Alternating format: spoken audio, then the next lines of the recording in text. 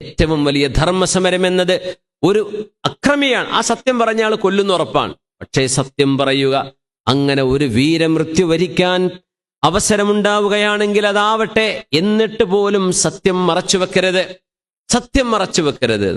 അപ്പൊ അതാണ് അതിൻ്റെ അവസ്ഥയെങ്കിൽ നമ്മുടെ കൂടെയുള്ളവരോട് സത്യം പറഞ്ഞു കൊടുക്കണ്ടേ? അവർ തെറ്റ് ചെയ്യുമ്പോൾ അത് തെറ്റാണെന്ന് പറഞ്ഞു കൊടുക്കണ്ടേ? അപ്പോഴല്ലേ അറിയുള്ളൂ.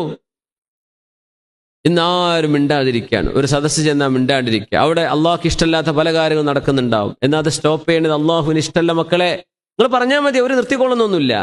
നിങ്ങൾ പറയൽ നിങ്ങളുടെ ബാധ്യതയാണ്, നിർത്തൽ ഓരോ ബാധ്യത. അത് അവരും പഠിച്ചോനായിക്കോട്ടെ. നിങ്ങൾക്ക് പറയേണ്ട ബാധ്യതയുണ്ട്.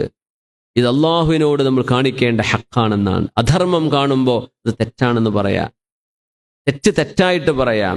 ആ തെറ്റിനെ ഒരിക്കലും ന്യായീകരിക്കേണ്ട കാര്യമില്ല. സത്യം സത്യമാണെന്ന് ബോധ്യപ്പെട്ടാൽ അത് അംഗീകരിക്കുക, അത് പറയുക, അത് അറിയിച്ചു കൊടുക്കുക.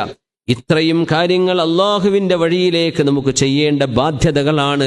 അള്ളാഹു ഹക്കാണ്, ആ ഹക്ക് നമ്മളും നിർവഹിക്കണം.